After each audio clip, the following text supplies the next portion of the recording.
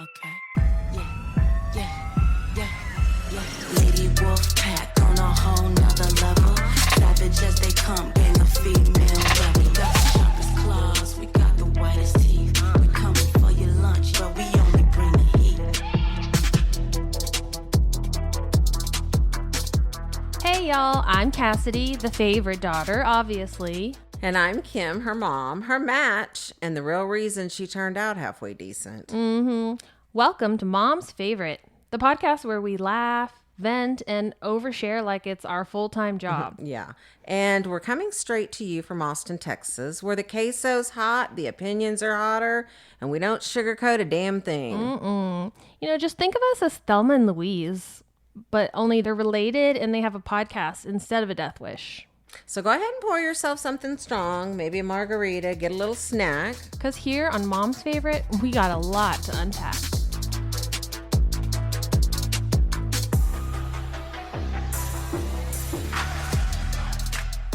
Welcome back, everybody. We are so glad you're here with us today, and we are excited to be together again in the recording studio. I know. Today we're catching up on what we've been doing lately and also touching on some very real and relatable parenting struggles. Yep. We're going to talk about the emotional whiplash of your kids growing up. From teenagers and then into adulthood, it's equally amazing and horrible, but we're hoping to give you a little bit of perspective. We hear you, we see you, we are you. Amen. Now, let's get into it. Amen. Amen. So we thought we would just kind of start out by talking about what we've been up to lately. Yeah, what have we been up to lately, Cass? Spring break was just last week, which I'm sure all the parents out there hate spring break. They do? Why do they hate spring break? Because your kids are there all the time. Not everybody. Some people actually enjoy time with their children. They lie. No, I'm just kidding. Lies. Yeah, I mean, if you get to like go on vacation or do a fun thing, but yeah. Of course, honestly, going anywhere on spring break is the worst time of ever to go anywhere. It's so horrible. And especially this year, because of all the travel issues and the TSA issues, I wouldn't want to be going anywhere. I'd just soon stay home and do spring break at home. Yeah. Which is kind of what we did. Yeah. And why did we wind up doing that, Cass? Well, we have to work, number one. No. I know Shep and Grammy just had their little interview, a little birthday episode, which was hilarious. And that kid please don't believe anything he says. I promise you he's not talking back to teachers. And if he is, I've never heard one word about it. All I get is reports that he's a good boy. So I'm like, quit showing off. He's a mess, but I think sometimes he says things for shock value. Yeah, we call it rage bait. Yeah, he does do a lot of rage bait, and so we've learned that the best response is no response. Yeah, you know, so that's true because he's looking to get a rise out of you.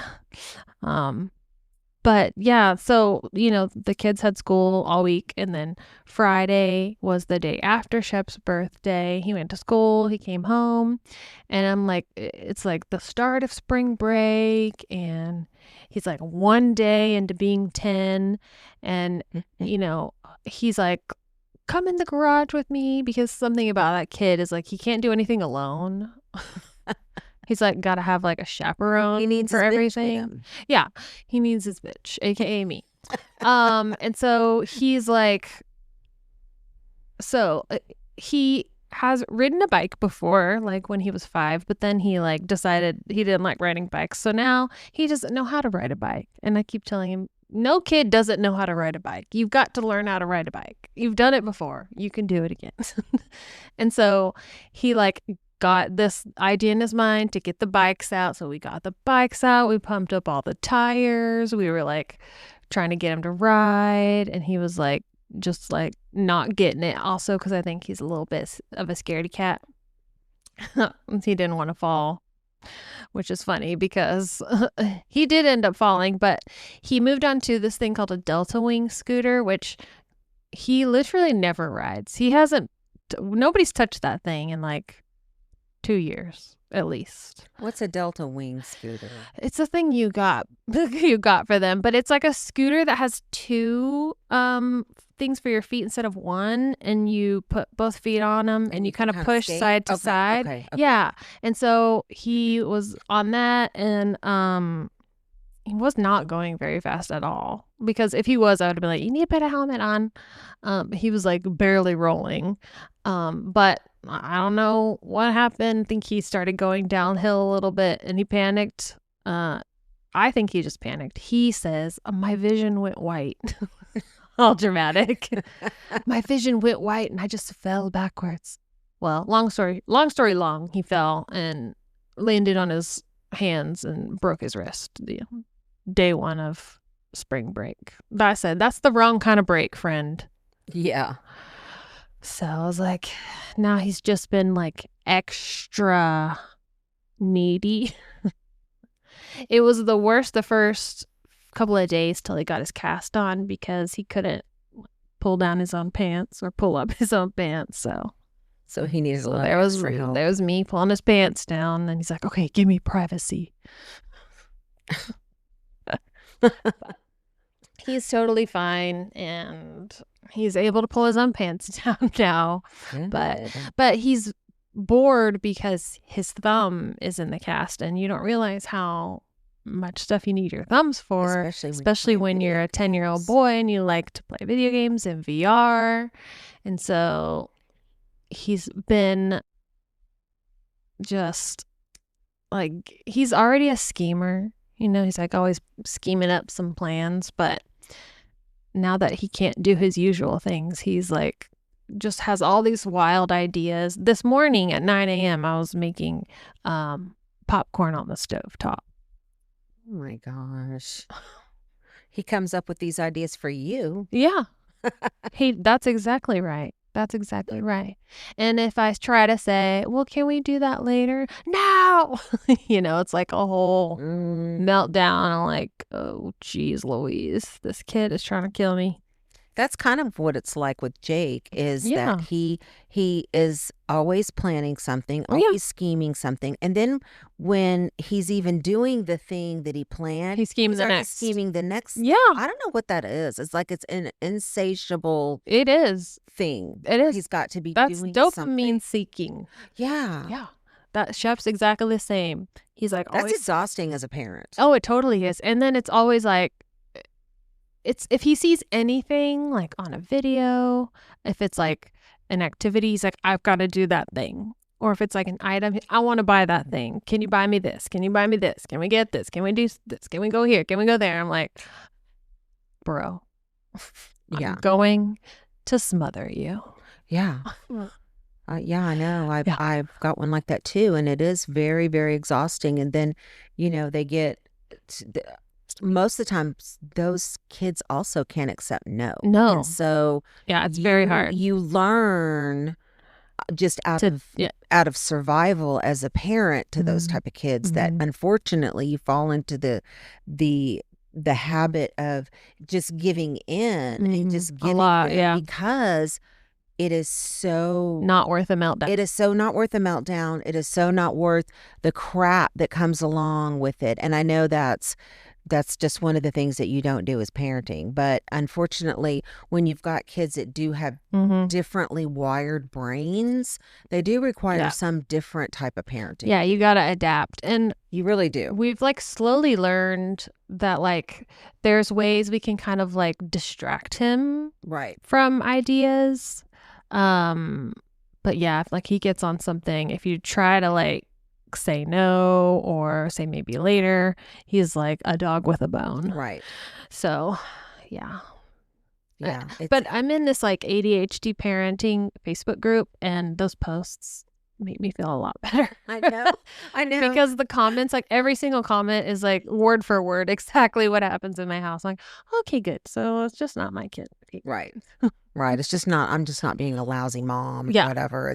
It's just, it's really hard. And those sites really do help, I know, bring things into perspective, because you do feel like you're just, you're making so many mistakes, because a lot of times you're doing things that you just really know aren't, like, I know this isn't the best thing to do, but for right now, we just can't be dealing with this in life. We got shit to do. Yeah. You know? Yeah. And I've like done a lot of reading, and it's almost like when they are saying, like when they're having a meltdown because they're not getting the thing like right that second, it's like, it's definitely like a nervous system activation thing. Right. And so they feel like they have no control. And if you've ever heard of PDA, or like pathological demand avoidance, like 100%, I know Shepherd has that. It may be the other one too, maybe Cannon too, but yeah, it's like they enter like fight or flight, just grasping at anything to like have control. And it almost becomes like a compulsive, like a disorder, where like if I don't get this thing, then the more agitated they become. Absolutely. And it just keeps like going up, and they don't know how to accept that and bring it back down. Yeah, absolutely. And like I have a good example, because the other day, I think it was either yesterday or the day before, it was like 9 p.m. It's always 9 p.m. Yeah. And for some reason, Shep was like, I want to try those seaweed chips. And mind you, he's done that before, and I've got them for him before, and he didn't like them. Shocker. And so even though I'm like, well, we'll get some tomorrow because it's late at night. That's great. You want to try seaweed, whatever. But it doesn't need to happen right now. No one's going to go to the store at 9 p.m. when we're like getting ready to go to bed. And also, you've tried them and you didn't like them. It's like he can't trust what anyone says. Believe you. No. Anyway. And so then today, Dave came home. He stopped at HEB to get a couple of things. So he got the chips. He gave them to Shep, and he was like, cool, yay, thank you. And then I come back in there. He calls me back in there. It's like, Mom. It's like, what? He goes, these are ass. I was like, what? No way. You're kidding. It's like, well, I told you don't like them. I don't know. I thought you were going to tell me that somebody went to the store at 9 p.m. No. to get some seaweed chips. No. It's like, I do draw the line every once in a while when I can. Oh, my goodness. Oh, my gosh. But yeah, it was so funny because I was like... So was he able to really do much of anything over spring break? I mean, that had to be a real killjoy, because remember, he wanted to go to the rage room. Can't really rage. I know. It's what I know. He was like, well, I still got my right arm. It's my throwing arm. It's like, maybe we'll save the rage room for after. But luckily, they said he only has to wear it for 4 weeks. That's the estimate. But then they said another 4 weeks in a splint. But we'll see. Right. But yeah, he's can't do much of it. There's like some computer stuff he can do, because luckily he broke the left, not the right. Right. He's been reading, which is great. We went to the rodeo so he could like ride rides. Nice. Of course, then after we went to the rodeo, the next day he's like, can we go to the rodeo? He wants to go to the rodeo. That was the thing. That, and I had taken him to the mall so we could go to the claw like machine little arcade that they have there now. Because I'm like running out of things to do with him with like one good arm. So we went there, and then the next day he was like, can we go back to the mall? For like 3 days after that, he wanted to go to the mall. I know, he called me. I know. Wanted me to take him to the mall, but I was having a small nervous breakdown. So yeah, that's not a mall kind of day. But I was like, it hasn't even been 12 hours since we left the mall. I said, what do you need at the mall? The mall's for shopping. He was like, I just want to hang out. Sir, you're 10. You don't hang out at the mall. And he goes, he's like, I just want to chill out. I was like, no, you don't. People don't go to the mall to chill. And he said, I literally saw people there taking naps. I was like, I freaking can't with this kid. Like, help. Please help. Well, the good news is that they grow up, and he's probably not going to be doing all these craziness for that much longer. No, he better not. Sooner or later he can drive himself to all these places. I know. Right? I know. But yeah, and then he got like some money for his birthday, and he, in true impulsive fashion, can't have money for that long before he's just got to spend it on something. So he's like, I want to go to the mall. I have my own money. You have to take me. And he's probably wanted to say, call an Uber, call Waymo to come pick you. And he just wants to buy like dumb shit, Yeah. So. Yeah. Because everything is instant gratification. Oh, absolutely. Yeah. I know. It's so hard. And they're like, try to make them wait to like help them learn delayed gratification. I'm like, oh yeah, easier said than done. Yeah. It is really hard. It is super hard, especially when they've got that just, they used to call it like rock brain. Remember that? Superflex? It was the autism characters developed by Michelle Winner Garcia. And it was all about, they attached superhero names to kids that had like, if they had different feelings about things. Mm-hmm. And one of the ones that was always really a problem for us was rock brain. And it's basically where your mind is just hard as a rock, and it gets stuck there and it won't, budge. Yeah. That's a perfect description. So, yeah, rock brain. Yeah, totally. I always say, and then before the rock brain. Speaking of rock brain, that's me. Before the mall and the rodeo, the thing was, I want to get a cotton candy machine, and I'll buy it with my money. Oh, because he wanted to make a movie theater in his room. He's like, I'm gonna get a cotton candy machine and a popcorn machine. And I was like, and keep it in your room for the ants to feast, or what? And so I was like, okay. So he was looking up cotton candy machines, looking up ones that were like $200. Sir, we don't work at a carnival. So sir, have you not gotten the memo that sugar is like death? I mean, basically, no, he has not. So much sugar and cotton candy is one. Well, I think he got that from, I took him to that Halloween thing at Shelly's, and they had a lady there that was making cotton candy. Nice. And she had one of those things. And so he probably well, he didn't talk about it after that. I didn't even know that someone had that at Halloween, but he saw something. He had about 8 cotton candies that day. Oh, I believe it, because I talked him into getting a $40 cotton candy machine instead of $200, just like a little one, like a little countertop one. And yes, I got real good at making cotton candy. I was like a pro.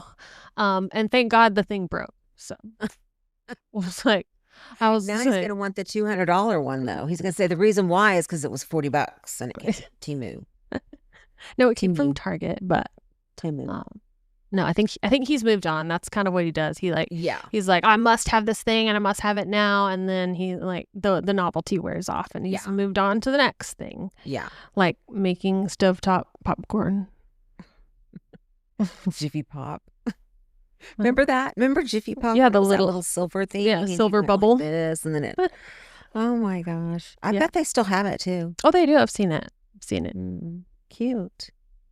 So yeah, we're tired, y'all. So what about Cannon? Did his whole spring break get blown out of the water just because of this little arm break business? No, I mean he's a great spring break kid when you can't like do much, because he's just happy enough to be able to play Minecraft and watch One Piece, this little like anime show he watches, and we did have leave him alone. Yeah, and then if I try to go in there and he's like, leave.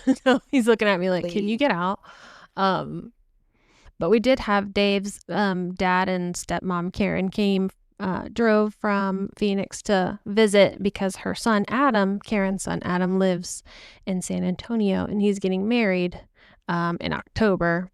And so the point of them coming was so that they could meet his fiance's parents before like the wedding day. That's cute. Yeah, so they came and they stayed in Austin for a couple of days, and they went with us to the rodeo, which was super fun, except it was like 89 degrees. It's too hot. I remember it was hot. Too hot for rodeo, but it was fun. And then we went to Matzell Ranch. It had been cold. Yeah. 2 or 3 days before that. It was really cold. I know. Windy, and we had rodeo tickets too. And I was just like, I don't even want to go. I don't have the energy to go walk out there, and it's windy and cold. Yeah. And so I wound up canceling. And then I think the next day is when y'all wound up. Yeah. Yeah. We went on Friday, I think. Yeah, it was hot. But did you hear? Someone told me that there was like a shooting at the rodeo. I don't know if that's true. I think it was at the Houston rodeo. Oh, maybe. I don't think there was one at our okay, rodeo good. that I heard. I was like, but yikes.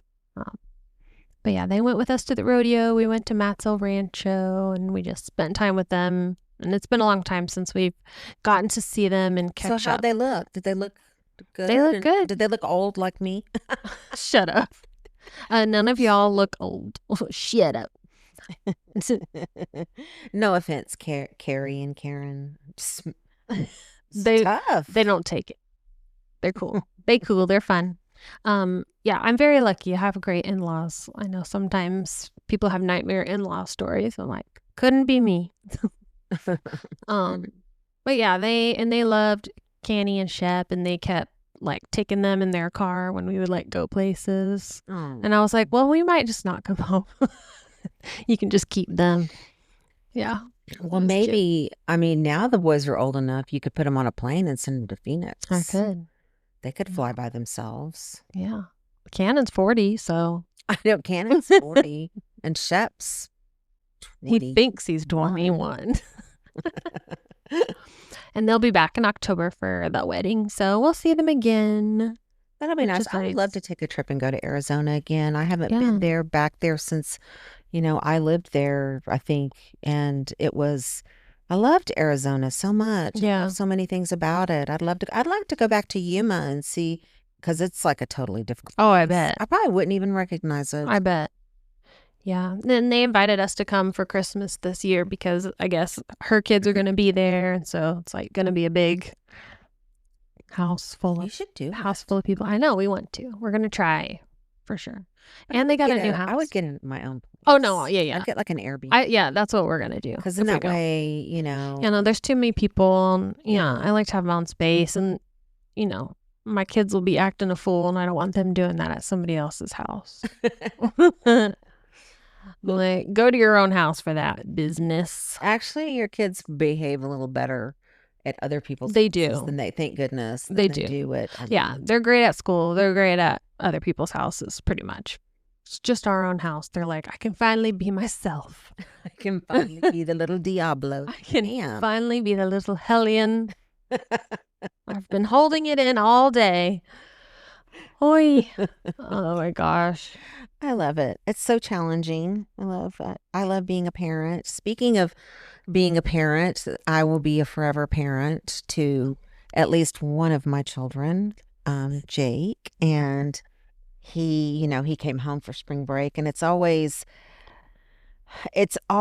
a bittersweet time when Jake comes home because I miss him so much, and he can be fun to be around, and I don't know, I just love so many things about him, but then he can also be very stressful. Yeah. And so I do have a lot of PTSD tied up in him. So it's always hit or miss how. Yeah.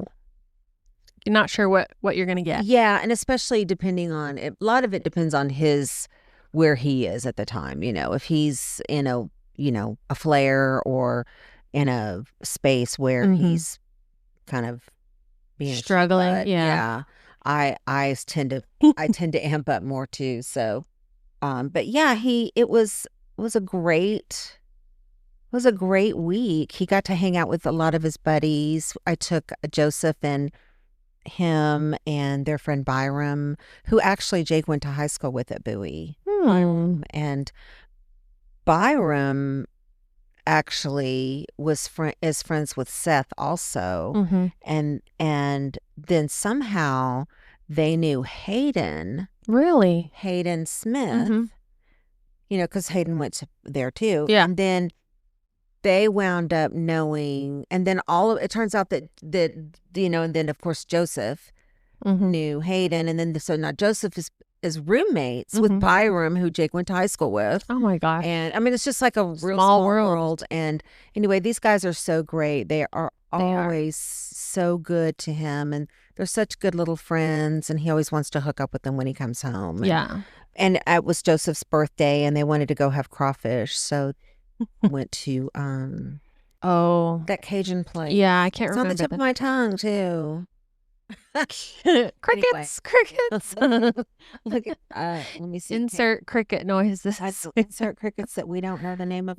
It's been there forever, and I've eaten there, and I ate there with Joseph and them. So anyway, we went there, and then he got to hang out with Big Mike. Oh, good. They went to Penstack. That's where he loves to go because they have this giant ropes course. And he just loves those ropes, anything death defying. He's just all about it. Is it Cypress Grill? Cypress Grill. That's it. Which, by the way, is delicious. Is it? Yeah, it's never been there. I mean, I don't know if you picky little family would like it, because it is like sort of a Cajun-y flair. They do have other stuff. Yeah. Most everything on the menu is a Cajun dishy, like gumbo and like etouffee, crawfish. It's good. So jumbo ropes course, death defying. They hung out, and it's kind of weird because Jake used to go over to Mike's house and he'd have like sort of sleepovers over there, but it was before Mike was married and had a baby. And so now it's different. Jake's like, when can I come over for a sleepover? And Mike's like, well, I don't have my spare room anymore, and we'll have to wait till the baby gets to be just a little bit older and whatever. And so, but it was cute. It was nice to see them hanging out and maintaining that relationship. And then of course he hung out with Seth. Seth always is up for I think they wound up going to Penstack as well. So they went twice, and we love Seth. The boys love Seth too. He's coming over on Tuesday. Really? Yeah, because there's no school on Tuesday, because they just had a whole week off and they need to have another day. Why? I don't know, to be honest. And then they have the next Monday off because it's the Monday after Easter, and that's a holiday apparently. Well, why didn't they just make that Tuesday the Friday, and then they could have Friday, Saturday, Sunday, Monday? I don't know. I wish I could tell you. I was like, I don't remember ever having this many days off of school when I was in school, but anyways, that's crazy. We love Seth. He's good with them. He's a good.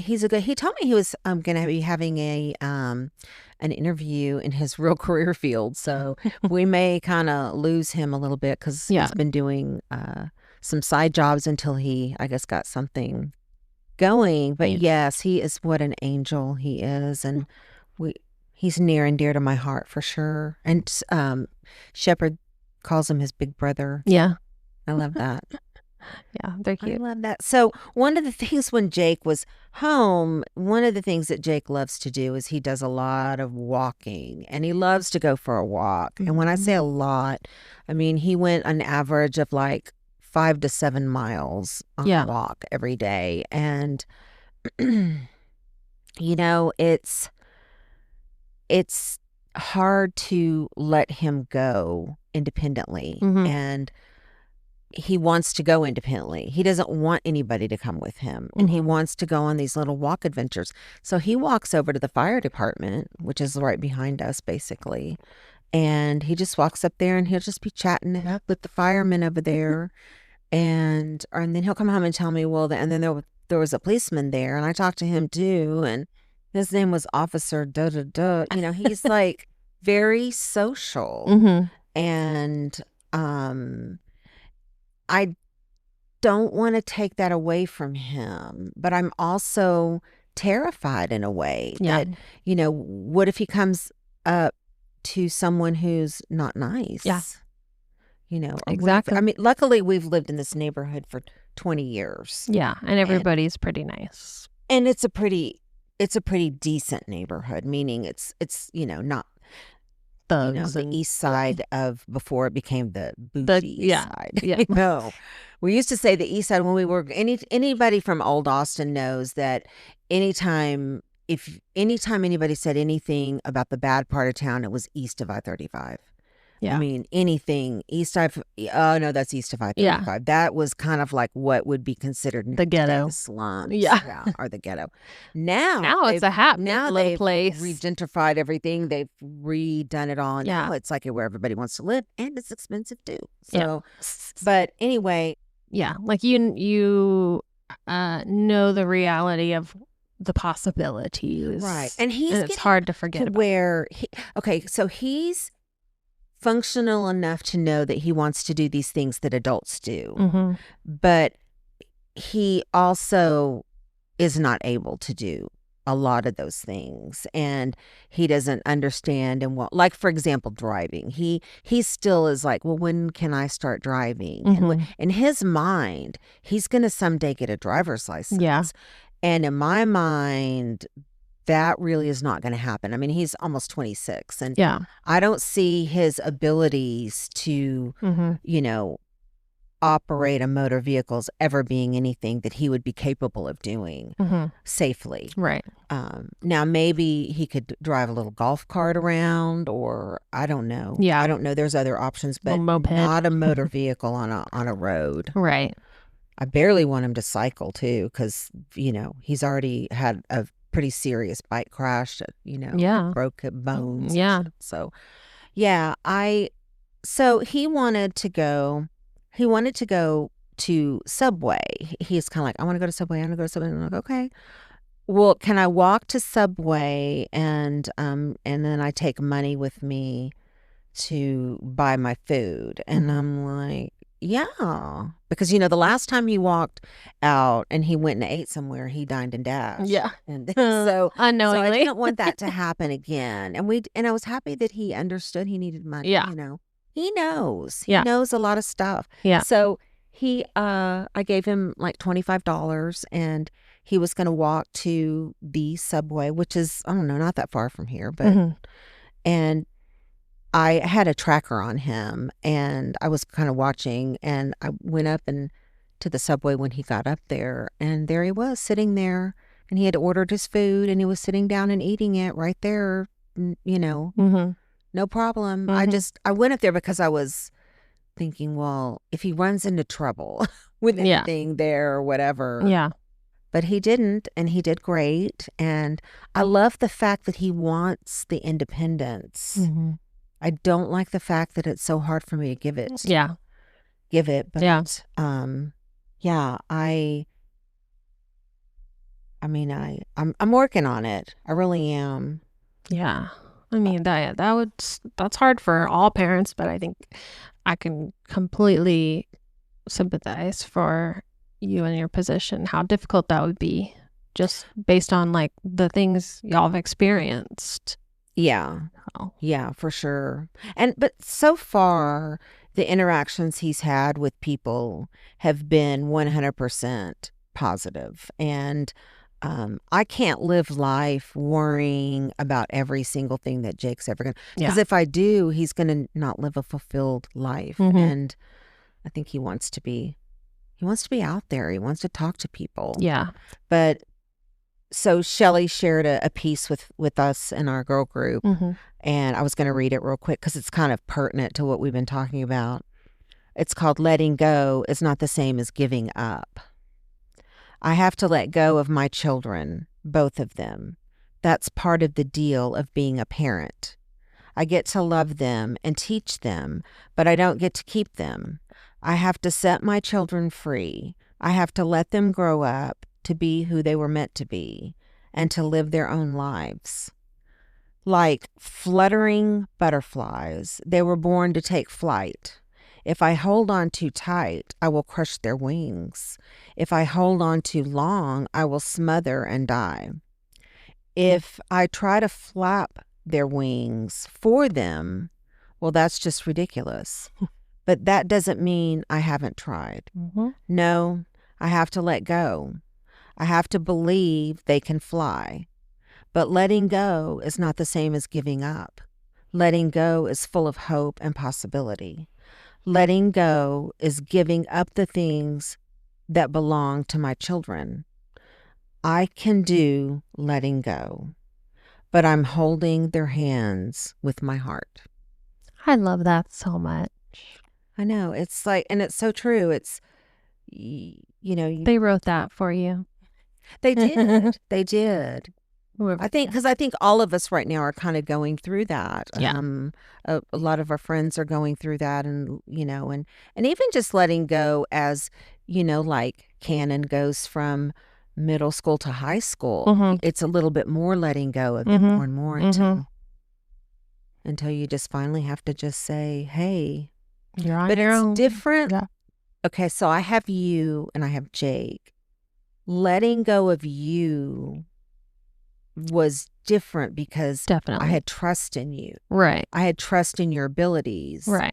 I don't have trust in Jake, and I don't have trust in some of his abilities. And so that's where the difference is. Mm-hmm. But it still doesn't mean that I can hold on to him and keep him in this safe place always. Mm-hmm. Yeah. And plus with him, you have, another factor of like trusting everybody else right around him. And, so that's just, something that would be different between him and I. So yeah, I get it.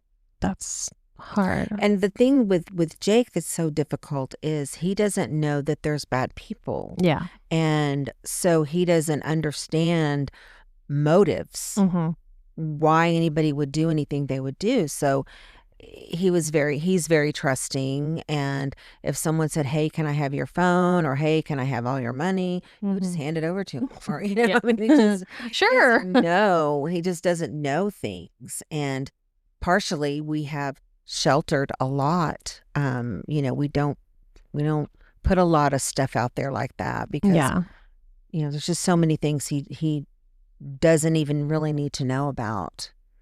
Yeah. Honestly, Yeah. that aren't really pertinent to his life. And so it is, being a parent in this day and age is harder than being a parent was when I was your parent. Yeah, I think, back then everybody was kind of blissfully unaware. I mean, obviously there's way more stuff going on now, but the things that were going on back then, you didn't hear about them. Like, they weren't staring at you from your phone, every time you open it. Right. So yeah, I'd agree. Right. I think that's why kids are more anxious these days, because there's so much coming at them from all directions. And there is no, really turning it off. It seems like the expectations are higher for kids now than they were. Yeah. Even with everything, like in band, like Dave's like, this is crazy what they're doing. I know. So sports, it's like you have to be better at everything. Right. Well, we also kind of live in an area that is more more affluent, very true, where they do put a lot of emphasis on things like sports and the arts and things like that. So the wanted to share, because Shelly is always saying you need to share like your wisdom of oh wise one, wise old owl, which is I whatever. I'm like the last one to listen to, because my ways don't go along and don't align with the parenting guidelines a lot of times. So, because to me stuff doesn't make sense. Okay, like remember that thing years ago, a few years ago, where they were like, we were sleep training your baby, and you would just put it in a crib, and then you would just like kids screaming bloody murder, and you just go in there and pat it on the back, and then and that was right about the time when I had Jake, and I was like, that is the dumbest thing I've ever heard. To me, that only teaches a baby that abandonment. When I need you, you're not there for me. Totally. So I'm just like, that doesn't even. Yeah. So I think we can all agree there's some like parenting tips that are, not.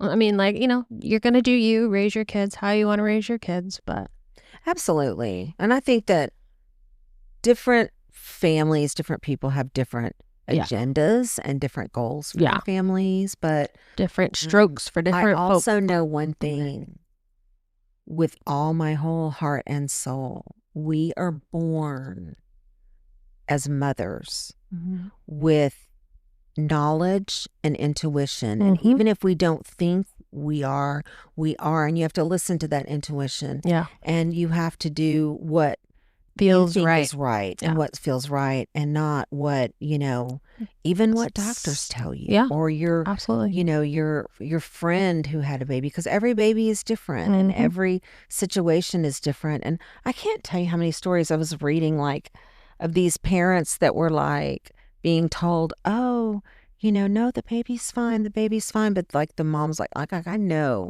something is wrong. It's not a mother's instinct. Yeah, mommy's instinct. Yeah. So anyway, I feel like I kind of came up with a few little things that I think are good little tidbits of wisdom from raising kids through a couple of different generations. So I think it's important to create a village with family and friends. I think that is so important for kids, and it's been underdone this last generation or whatever. It there was not enough importance put on it, and I think it is very important. Yeah. And I think COVID messed it up a lot of stuff too. Oh yeah, that's true. That is true. So I think that it's important to teach your kids manners and how to behave in settings starting out very young, because it's hard to teach them as they get older. That's why I say you really got to start it when they're like freaking like 3 or 4 or whatever. Yeah. You got to really start drilling, like, okay, when we go here, we don't act a fool. We don't run around. I can't tell you how many times I've gone into these places, and I don't have an aversion to kids' behavior. I think kids should be kids. And if it's not anything outlandish, it's not going to bother me. But I've been places where I literally wanted to snatch those kids ball-headed myself, because they were so naughty and they were so disruptive to people. And that is not okay, people. That is not right. You got to get a hold of your kids. Teach them some manners. Teach them to be polite. It starts there. That's what's caused all these rotted kids that are telling the teachers off in high school. They're talking back and they're like shepherd in middle school or in elementary. Yeah. And he acts like he is. They don't have any manners. They don't have any respect for people. And and let me tell you, you're judged. I don't care what anybody tells you.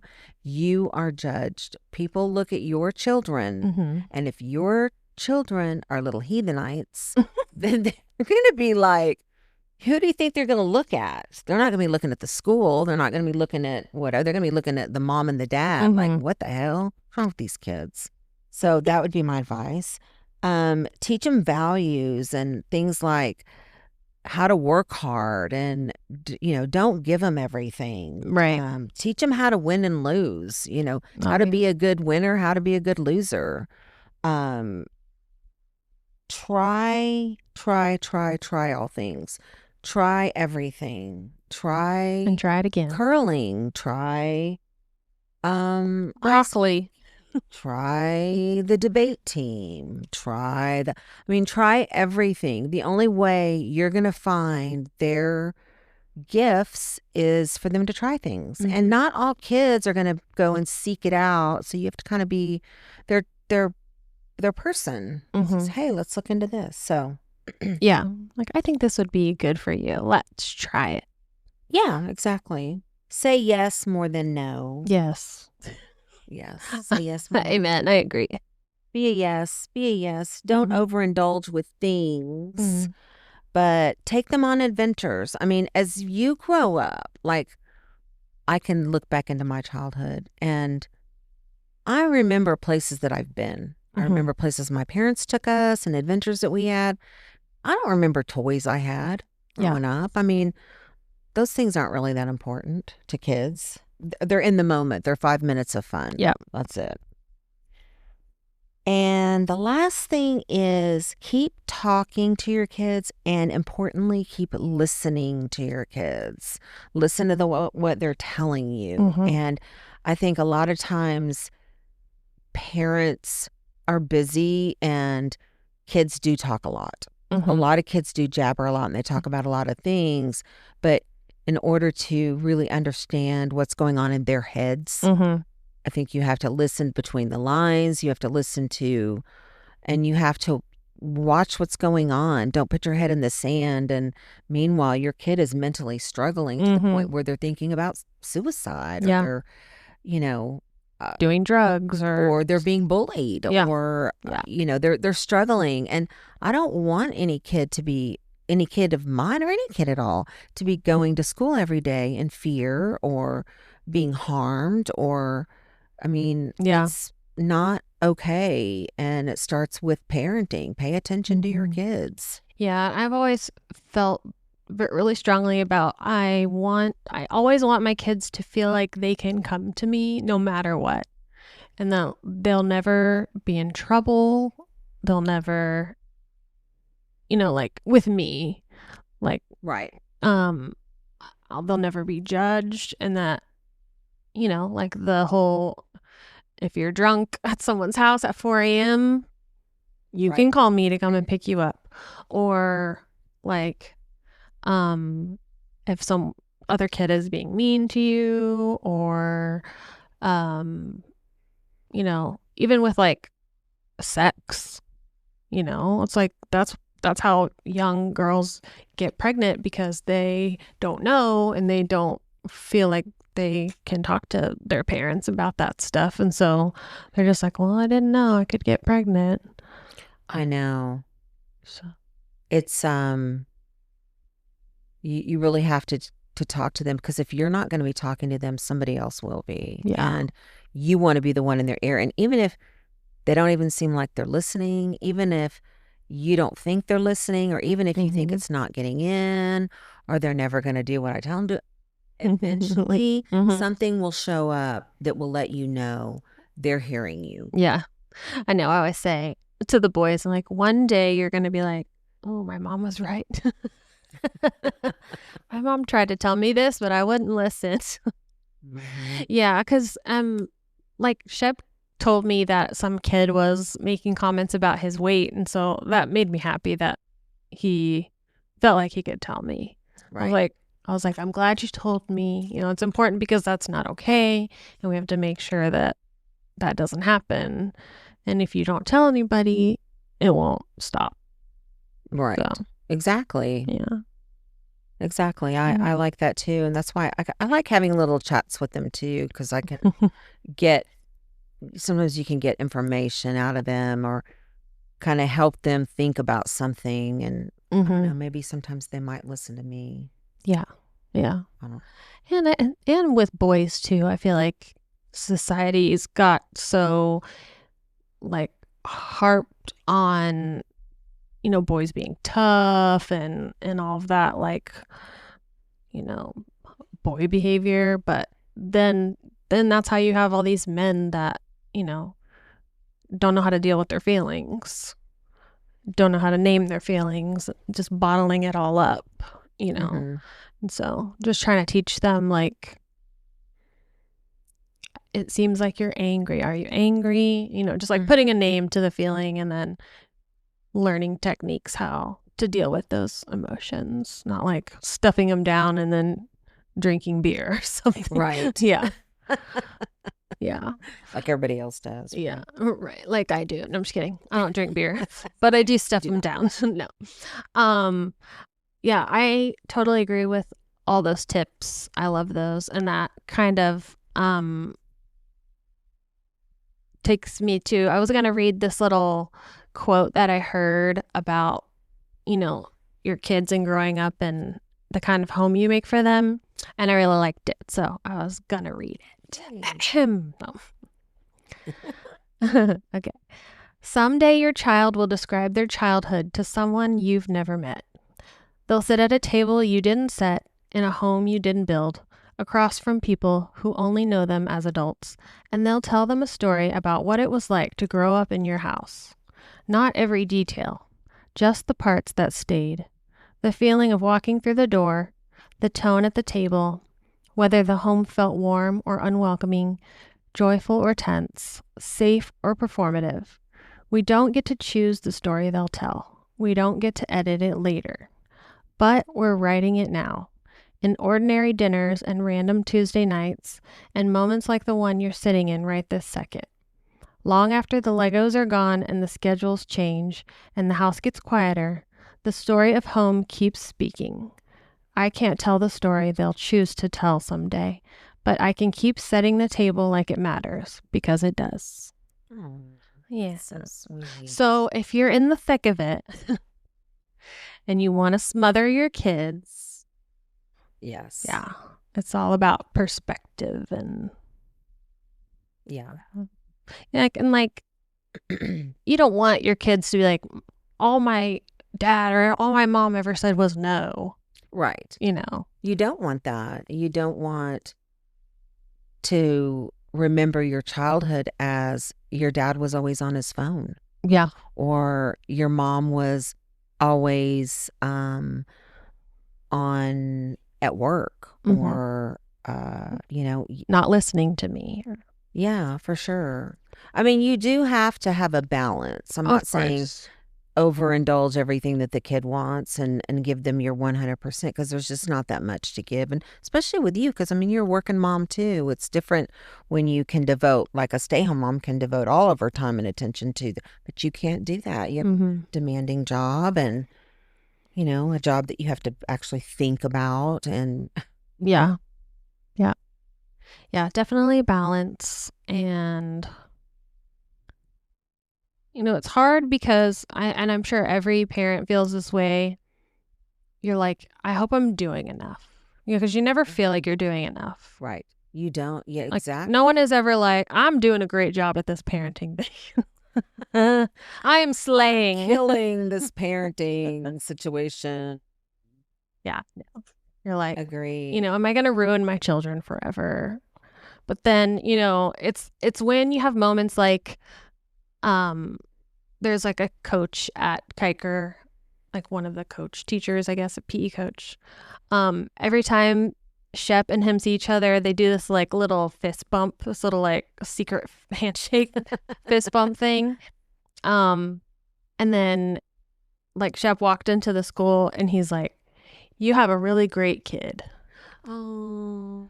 It's like when you hear stuff like, you have a really great kid, or like, your son is so smart. And I love when someone goes out of their way to tell you that, I mean, not even totally unsolicited. Yeah. One time I was walking out of the 7-Eleven over here, over by us.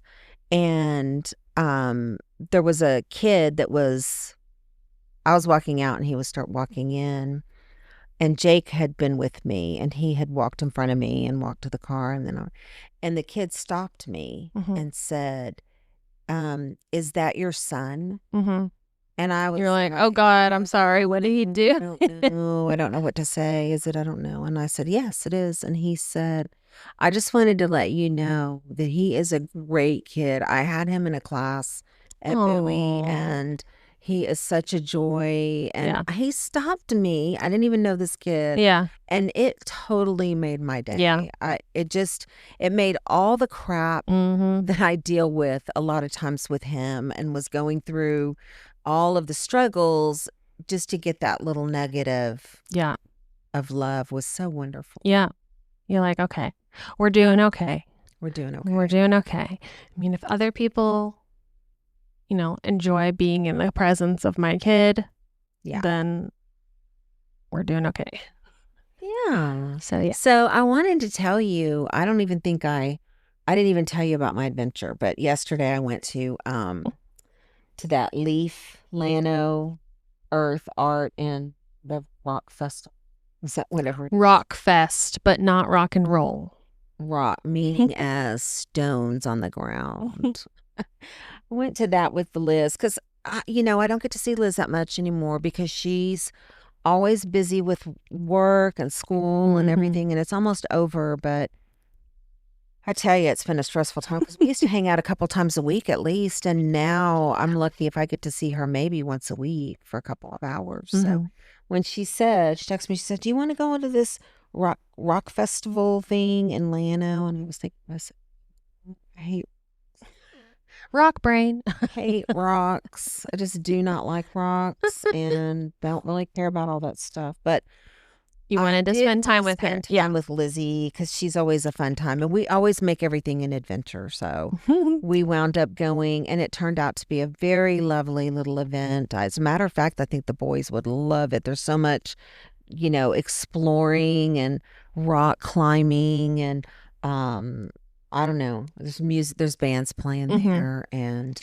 so more than just rocks. Yeah, and then they have all these little booths set up with all these artisans there and different things like that. People selling crazy stuff. I think there was one that had vintage McDonald uniforms from 1976, and it was the little dress. I think Shelly was in those photos. I'll send it to you. It's so hilarious. How random. And they were like new, but the tags were like from 1976. They were how wild. They were old tags, like they were sitting in some box somewhere, and somebody found them and said, "Hey, look at these uniforms." That's so random. They but did have cool. random stuff there and random people. It's always fun to go watch people, and there was hippies, and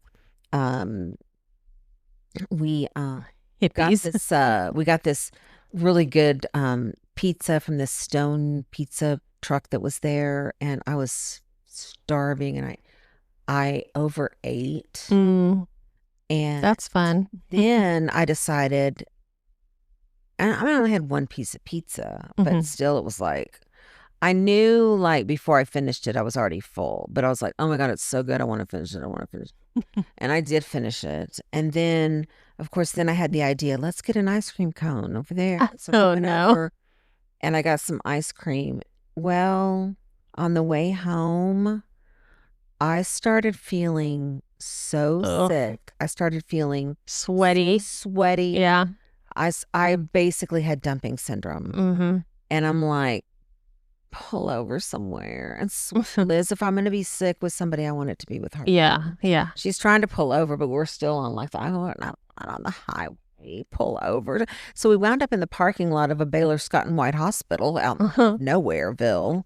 And I'm like, don't take me to the ER. I'm fine. You're like, anyway, I just need to barf. It's just pull over to the side and let me barf. And I threw up, and I did feel better, but I lay down in the back seat, and I just got so dizzy, and I was just like, I've never had it come on that. I've had dumping syndrome before. Yeah. So I know it, or like if you just overeat. Yeah. That's just, but I've never had it come on that quick like that, like literally. I guess that's how it works.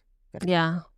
So, yeah, I know, fun like times. ruin a good pizza. Yeah, we were having a really good day, and then I had to pull that nonsense on. Sorry, Lizzie. At least I was glad I was with her. Yeah. But that little rock festival was really cute. Yeah, that sounds right up Liz's alley. I know. It's like a little crunchy hippie. Yeah. Rock lover. Little rock mama. Little rock mama. Well, I think that we could call it a wrap on today's episode, yeah? Yeah. A little life update, a little parenting reality check. And a reminder that parenting kids at any age is no joke. But if nothing else, we hope you feel a little less alone in it. Thanks for being here with us. We'll catch up with you next time. Bye, y'all. Bye.